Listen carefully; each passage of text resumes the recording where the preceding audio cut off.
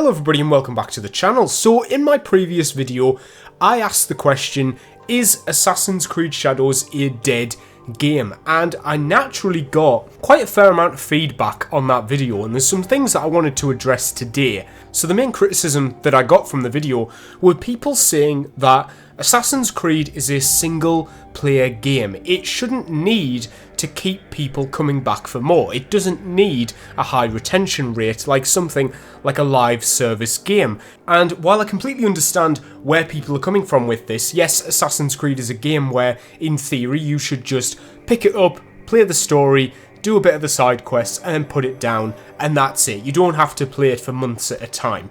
The thing is, though, we have to think of this from an economical point of view. Assassin's Creed games are obviously much larger than they used to be, and I think that is with the intention that you will play them for longer and you will spend more money. There is a reason that the microtransaction shop for Assassin's Creed Shadows has received the most updates out of the entire game. There is always new shop skins, new gear packs. Even recently we just saw this futuristic pack that added a plasma rifle for Yasuke, which is obviously crazy, but it gets people talking and it gets people to buy it. Now obviously, how are they going to get people to notice outside of the microtransactions? Well, they need to keep players engaged, and that's where I think the updates come in. I mean, Ubisoft are not just having a post-launch roadmap to please the fans. As much as that is a factor, and it's very nice that they're doing it, they're also trying to get you to spend more money, because at the end of the day, Assassin's Creed Shadows needs to make them money. It can't just go off of sales initially alone. They need to bump up their profit margins with the microtransaction shop, and we know from Assassin's Creed Valhalla that the microtransactions are a massive, massive part of what made Valhalla the most profitable Assassin's Creed game in the whole franchise. We know this as a fact. It made them over $1 billion.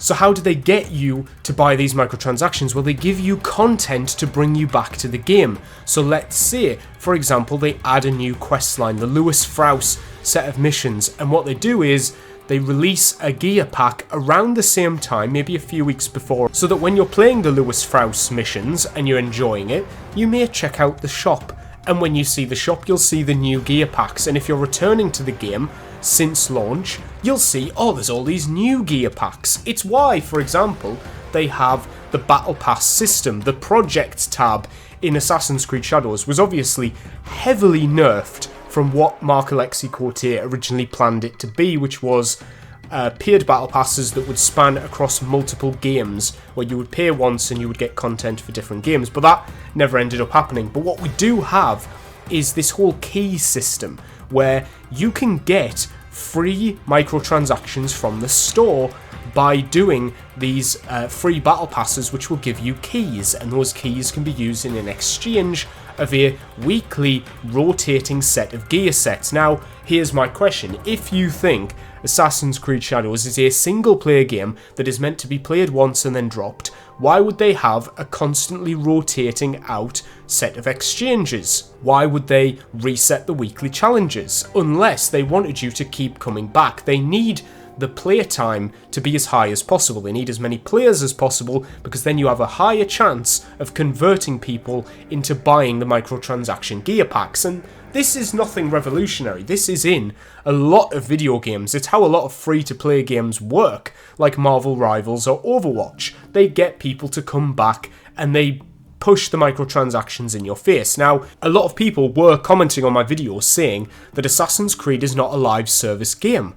And I honestly have to argue with that, because I think since Assassin's Creed Odyssey, it really has been. Assassin's Creed Odyssey and Valhalla received multiple updates and an entire section of the store dedicated to gear packs and new outfits and map packs and all these little things to get you to spend more, because that is where they are making the majority of their money back. And I think Assassin's Creed Shadows is obviously trying to do the same thing. Now, if it's not getting the players to come back with their updates, I mean, something that I never even mentioned in my previous video is that you can see the player base for Assassin's Creed Shadows remains 3,000 to 6,000 players on Steam. Now, Again, we looked at Steam, even though, like I said in my previous video, a lot of players play Assassin's Creed on console. Steam is just a small pool of players, but it is still one that we have records for across the entire franchise. We can see how Shadows stacks up to games like Assassin's Creed Odyssey and Valhalla, and we can see that during, as rightly mentioned, during sales, people come back to the game because it is so cheap. And these are the little incentives that bring people back, but when they were actually during their life cycle, DLC releases, new updates, new game modes, these were things that were causing the player base to spike back up. And unfortunately with AC Shadows, if you look at that entire timeline on the Steam charts, it hasn't really spiked, it's just a constant. You especially would have thought with the Claws of Awaji releasing, and all the people that pre-ordered on Steam, I mean a massive deal was made when Assassin's Creed Shadows first got delayed, was that it would now be coming out on Steam at the same time. So a lot of people will have pre-ordered on Steam and therefore gotten the Claws of Awaji free with their pre-order of AC Shadows, which means I would expect when the Claws of Awaji released to get a massive spike in player base, at least like 10,000 let's say, but it didn't happen. The Claws of Awaji didn't seem to have any impact on the numbers whatsoever, and that does make me worried that it didn't succeed. So the question is Assassin's Creed a live service game? And I think it is, because otherwise, why would they have a microtransaction store that is constantly updating? Why would they have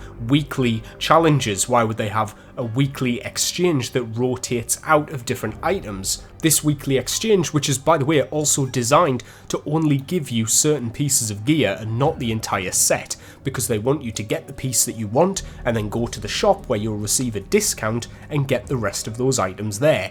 So technically you're getting the whole thing cheaper, but they're still getting you to spend money in order to buy the whole set. It's just the way that the system works, it's the way that the loop works in order to get you to spend more money, and whether it's a success or a failure, I think is entirely, well, it's unknown to us. We're not really going to know how successful Shadows is, but looking at the small player base that we can see on Steam and the fact that it didn't rise, it didn't fall, it sort of just stayed at a constant. Now, again, as I said in my previous video, what percentage of this is new players coming in and how many are just the returning players coming back whenever there's an update? Well, the fact that there isn't a spike when the new updates come out or when the Claws of Awaji came out, I don't think many people return to this game, and the numbers simply show that trend. That's not to mention as well that Assassin's Creed Shadows is actually on sale at the minute. It's got a 40% off during the autumn sale, which is exactly the same scenario that led to a massive boost in players for Assassin's Creed Odyssey and Unity and all the other previous games. They always get a boost when they're on sale.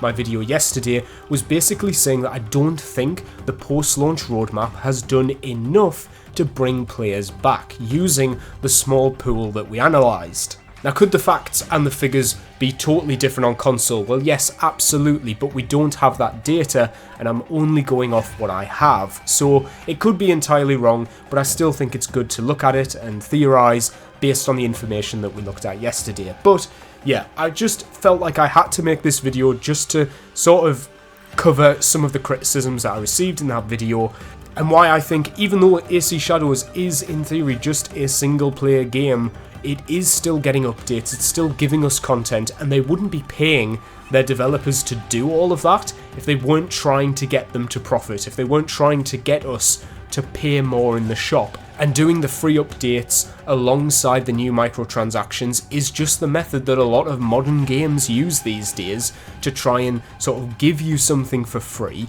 in the hopes that you will then go on to purchase something. It's just the way these things work. It's what happens when you get a coupon or a gift card or a free item if you spend so much. It's all baked in to make you feel like you're making more than you actually are, or you're getting something out of it. But I do want to thank you all for watching. I do apologise if this comes across a little bit ranty, I guess, but I just felt like it was better for me to vocalize this in a video as opposed to just writing like a long comment. I just want to quickly add as well that I do appreciate everybody who did comment on that video, whether it was negative or positive. You know, that's not to say that you should stop criticizing what I'm saying or anything, because I really did appreciate people having a honest and open discussion about it, especially regarding like what is a single player game, what is a live service game, where does Assassin's Creed fit in that section. I thought it was an interesting discussion, so yeah, please continue to comment, continue to call me out if you disagree with what I say. This video is in no way me telling you to shut up or anything like that. I really do